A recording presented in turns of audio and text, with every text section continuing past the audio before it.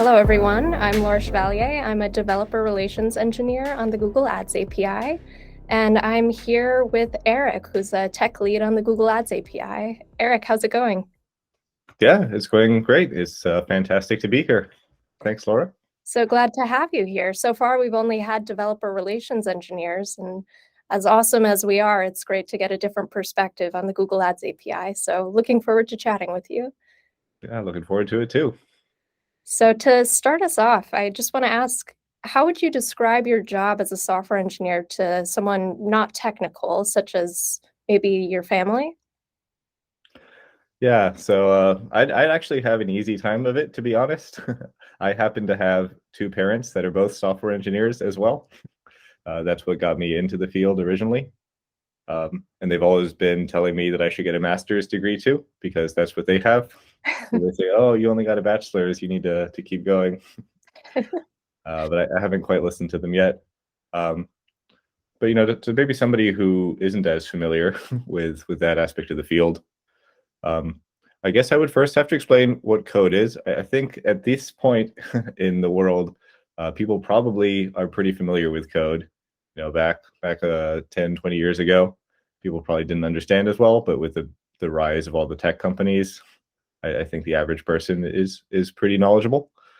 So I would probably tell them more about the details of where I'm sitting, right, working with a large team, building an application for ads, right, where all these companies are working together to buy ads, choose how they get displayed, um, and in this kind of very interesting feedback loop of buying ads, looking at performance, and then adjusting how the ad should be served, right? And everybody's writing a piece of the code that all works together to form this big whole of the application.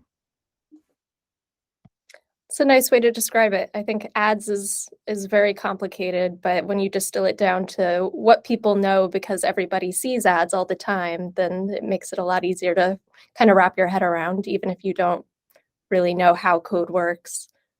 Yeah, exactly. I think to a lot of people who haven't thought about it, ads are very mysterious. They just appear from the space of magical ads. And if it's the right ad, then they're very happy. And if it's the wrong ad, then they're like, oh, the space of magical ads, it's not working very well. The magic isn't working. So you mentioned that you kind of come from a background of software engineering. It's in your family, so it was sort of at the forefront of your mind. How did you end up getting to a software engineering role at Google specifically? What was your pathway there? Yeah, I had a surprisingly simple pathway, actually.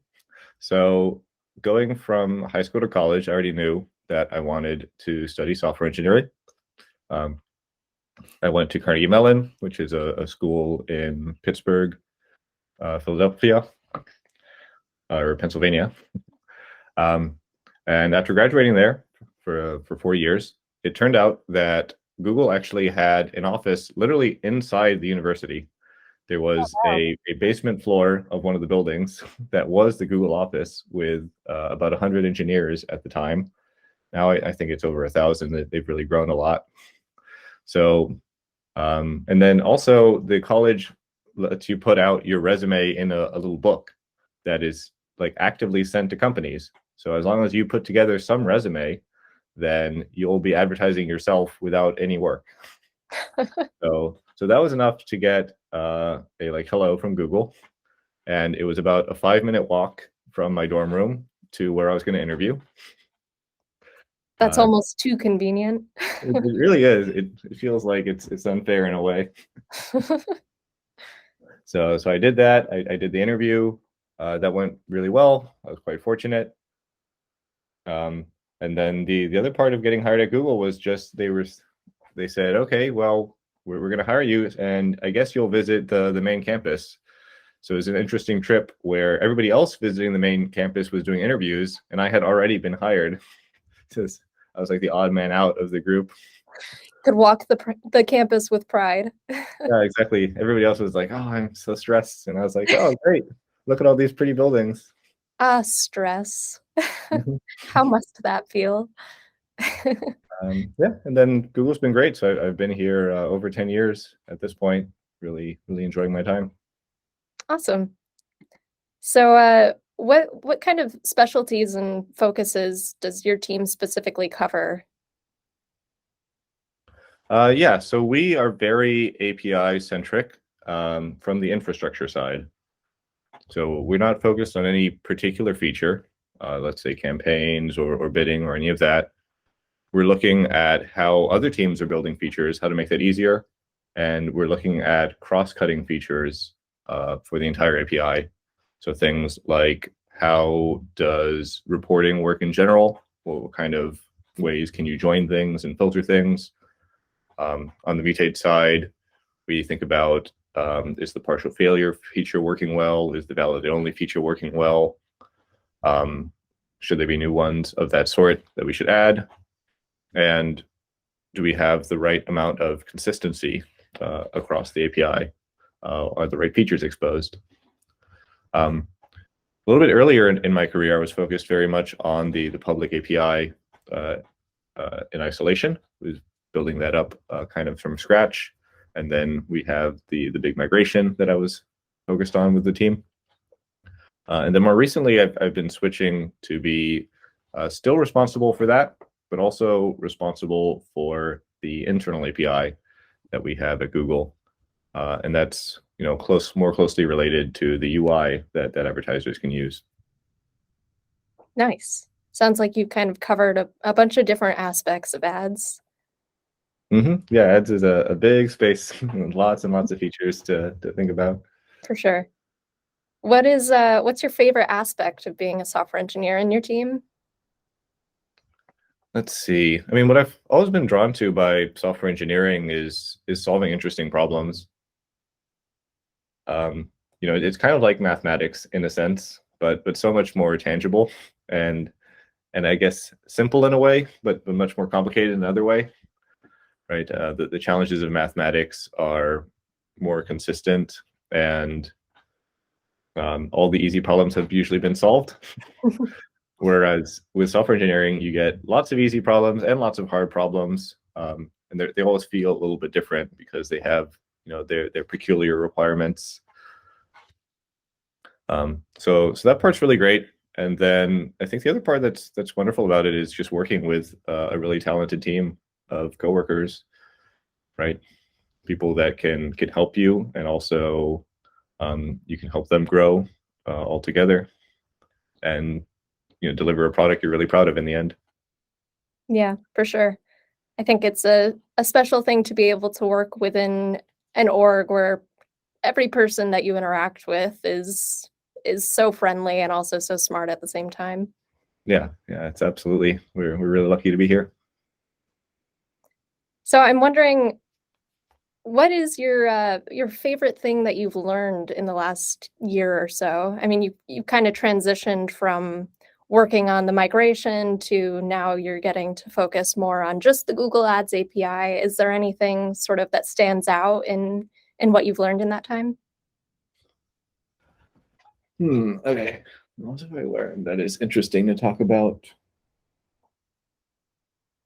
My favorite thing, and this is maybe just an interesting tidbit that was quite surprising, is that as we were doing this big migration, which went really quite well overall compared to our expectations, we were worried that folks would get quite stuck in places, and in the end, everybody really got there, and we're fairly happy with how the new API is being used.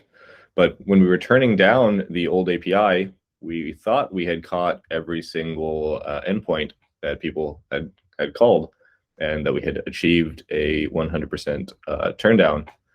But not too long ago, we discovered that there were a small number of not too popular calls that were actually still awake and receiving traffic. So that came as a big surprise, and we had to kind of turn down our declare victory banners and come up with a quick plan for how those will also be turned down to make sure we get to 100% on the migration.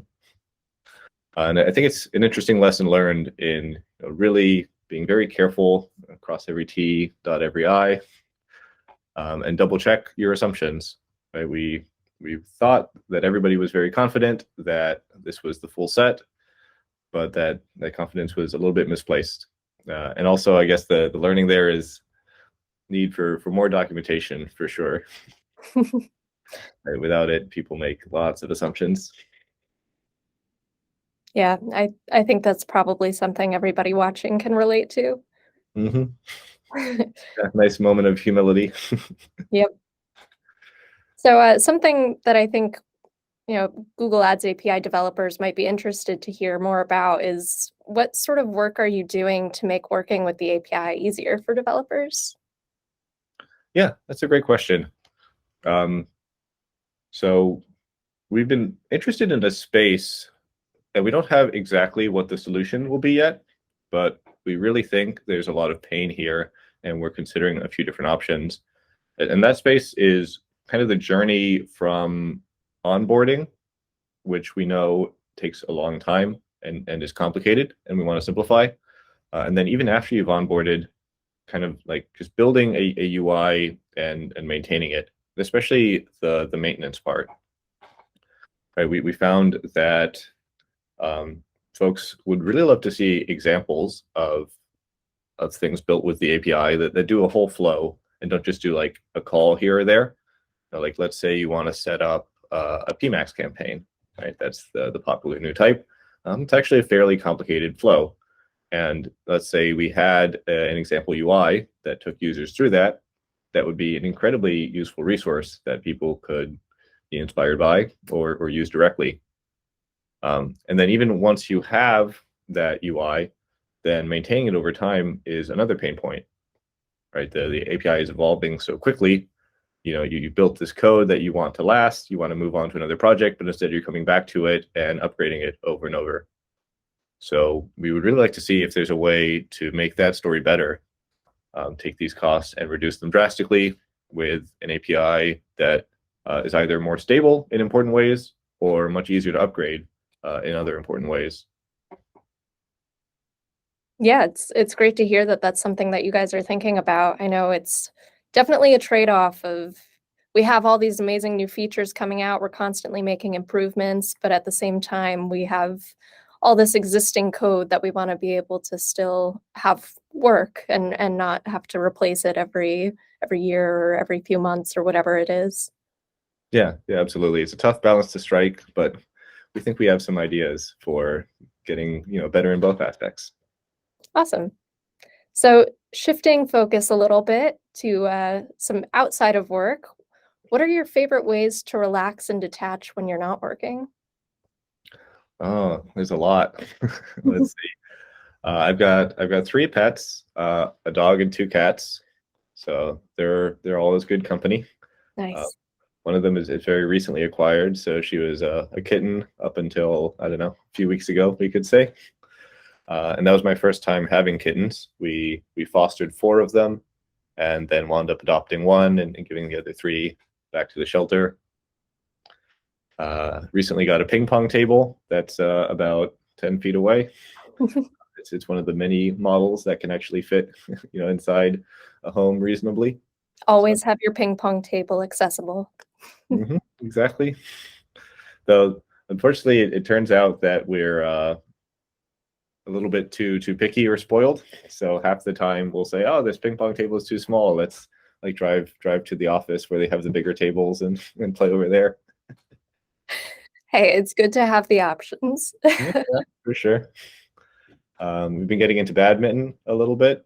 So there's both a badminton court that we go to, and then we like to just stand in our street and hit the bird back and forth, and then run away when the traffic's coming. I live on a street that's quiet enough that isn't too big of a problem. Right. It doesn't become part of the sport to dodge the cars. Exactly. So Recently, oh, sorry. I've got a long list. I'll just add one more. Recently went to a concert in Chicago. It was the Blackpink concert. Oh, wow. I know a lot of people went to that. I guess makes sense. They're a big deal. Yeah, exactly. We heard so many people at the concert that we're gonna go to both the first day and the second day in the city. Got huge fans out there. And how was it? Yeah, it was fantastic. We got some pretty close seats on the side, so the performers were coming out to like wave to the section. The dancing, music was wonderful. That's the best. Hmm. So, my last question for you today is, can you name one thing that you're excited about for 2023, whether it's work related or not?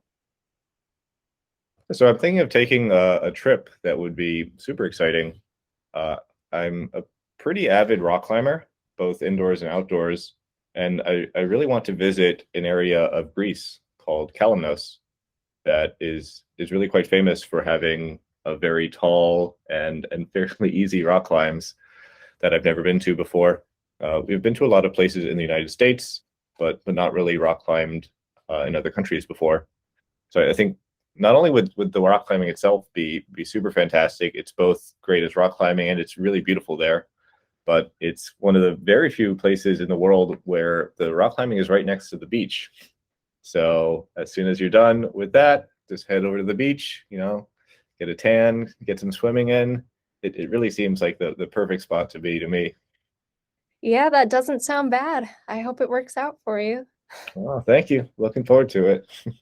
Well, Eric, that was all I had for you today. So thanks for taking the time to chat. And for everybody watching, if you like this video, make sure to like the video and subscribe to our channel for future videos. All right. Thanks. Thank you, Laura. Great to be here, and thanks everyone.